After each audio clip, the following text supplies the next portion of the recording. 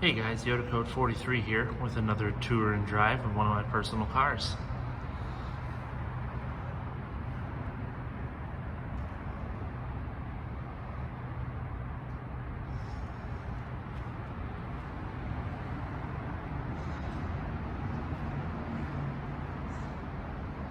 This is my 1989 BMW 635 CSI, affectionately known as Betty White, evidenced by the color and the license plate.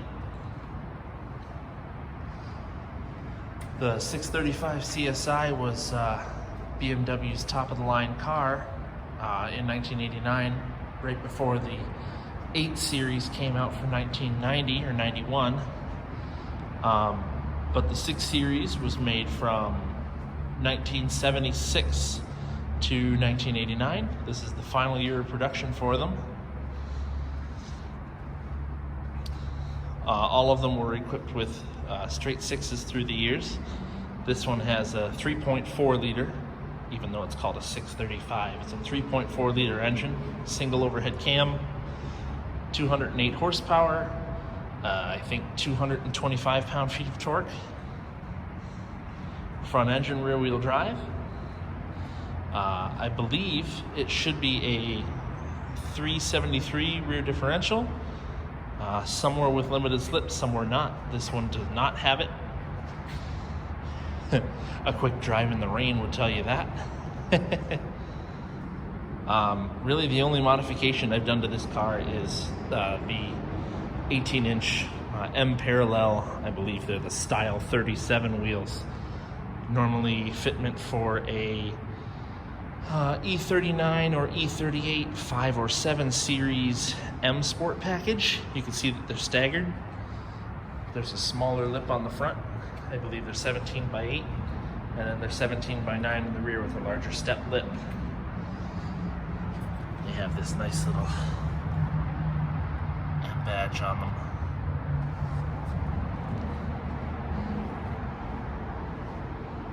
There's not a single angle of this car that doesn't look good. This was one of my hero cars when I was younger. Always loved the look of them, always wanted a chance to own one.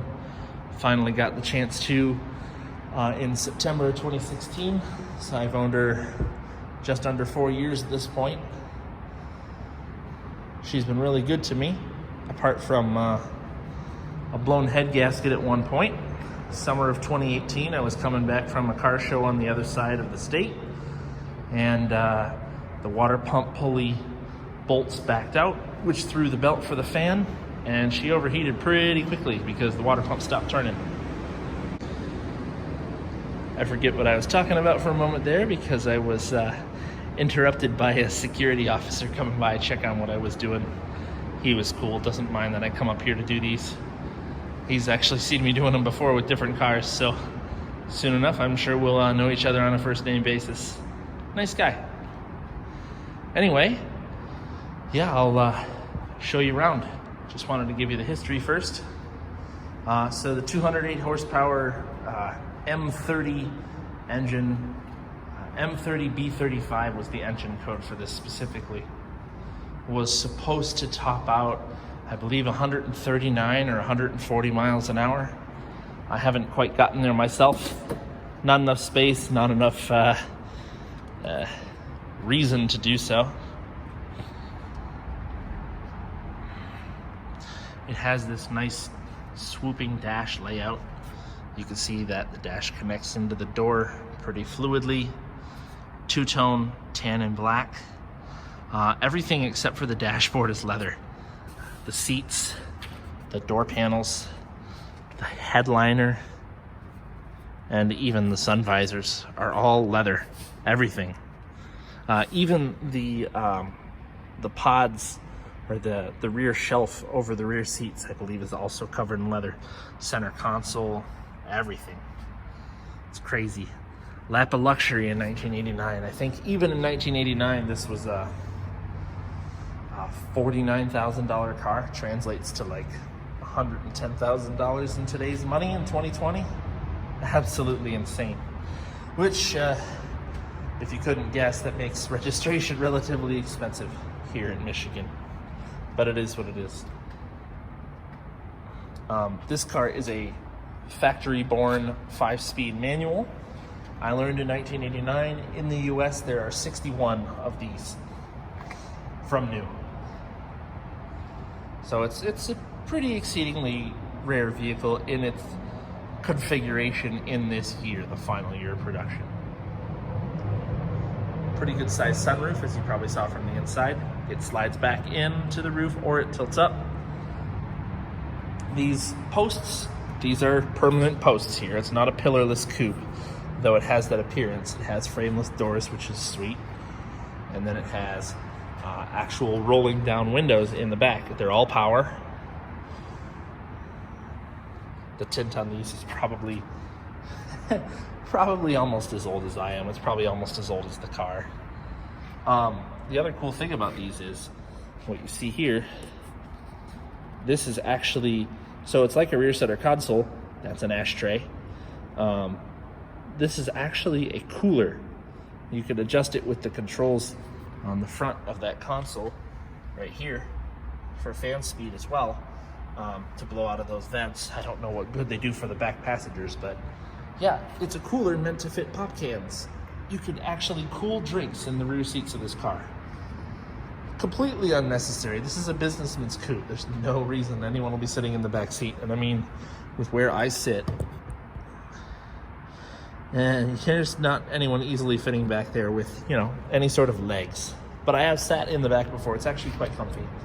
And I have gotten my kid's rear-facing child seat in the back seat with myself or my wife still able to sit in the front seat with it all the way forward.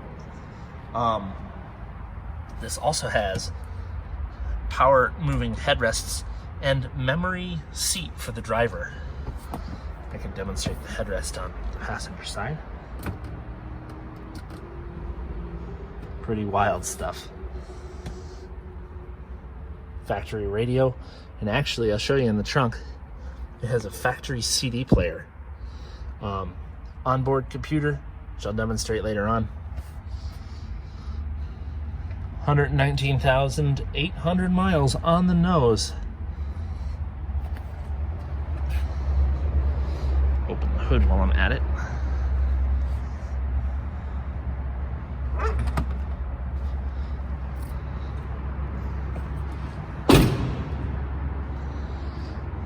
I do love this about these shark nose cars.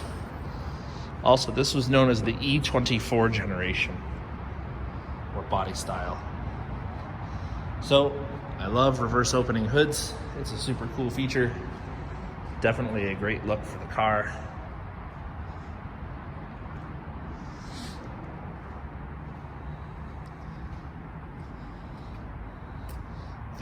This is a factory piece. The see-through fuse box cover, diagnostic port, Hydro Boost brakes. It does not have a brake booster. It uses power steering fluid, automatic transmission fluid to run both the power steering and the power assist for the brakes. Don't let that run out, otherwise you have impossibly hard manual brakes. I have not personally found this out, I have just heard from experience.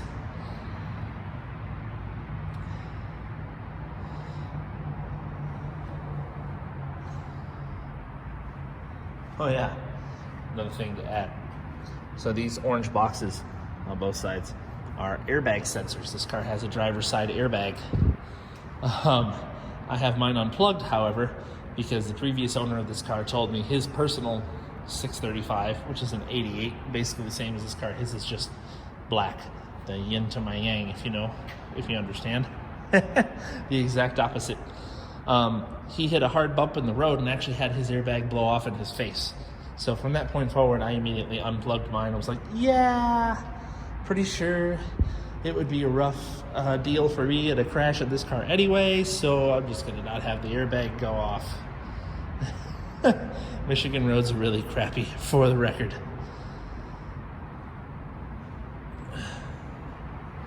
Excuse me if I sound like crap. I'm a bit under the weather this week. Still trying to shake it, but still want to get a video out. Decent sized trunk. CD player hiding back here. Normally a spare tire under here, but the spare tire There wasn't one with this car when I bought it.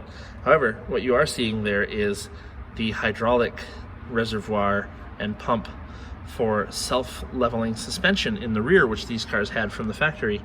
This car has had it deleted and swapped out for standard coil springs because they, like other cars of this era, had failure with that.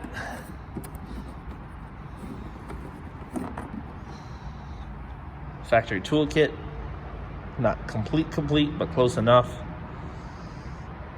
It's just cool to have, to know that it's there.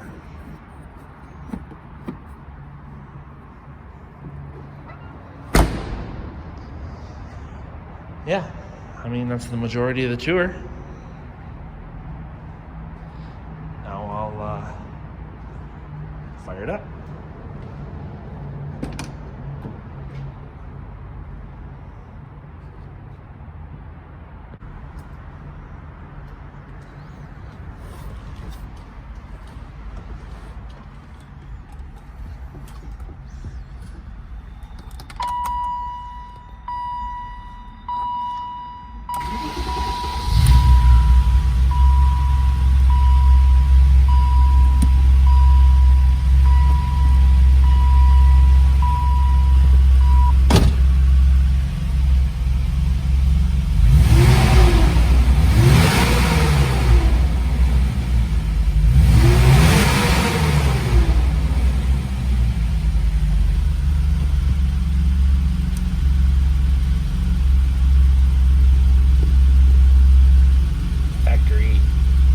CD number and track number showing on the screen.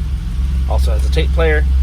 I believe it actually holds 12 CDs, which is incredible for its day. And then the onboard computer shows you current time, date, average speed for your tank, a set speed that you set for an alarm tone that goes off, maybe for snow tires or something like that, average mile per gallon, range on your tank. These are really more of a gimmick than anything else. They're all right. They're not far off. Outside temperature, that's not accurate. It's definitely only in the 80s right now. And then you can also set a code to be able to start the car. Otherwise the car would be immobilized. And then if you press these two outer buttons at the bottom, you get the fuel tank level in liters.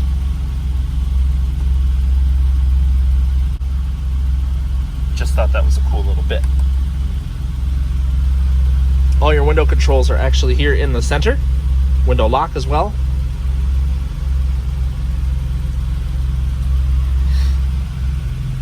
But yeah. Next we'll get some driving footage.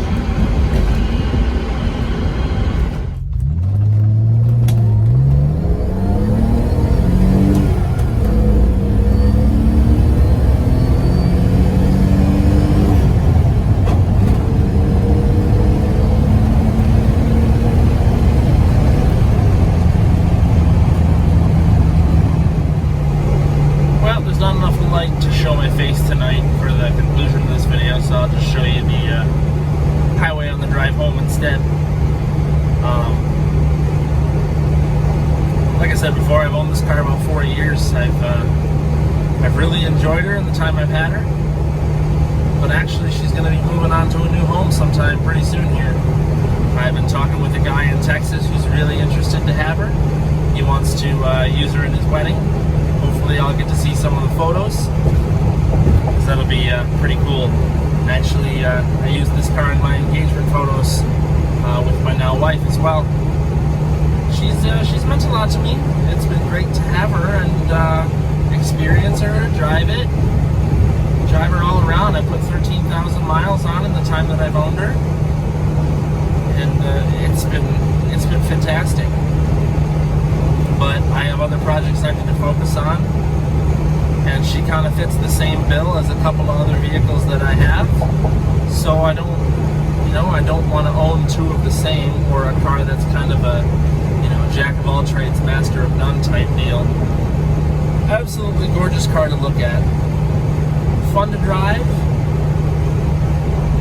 comfortable to cruise in. It's been great, really, it has. I don't know what else to say though, really. I'm very happy she's going to be moving on to a new home. I'm going to miss her though. I'm going to miss her a lot. But there's always the potential to buy another one down the road. Maybe next time around I can buy a real M car. But man, they're only going up in value.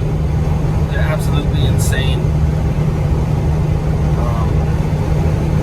Yeah, otherwise, hope you guys enjoyed the video. Like and subscribe as per usual if you're new to my channel and whatnot. Leave me some comments, constructive criticisms, what you like and didn't like. Love to hear from you.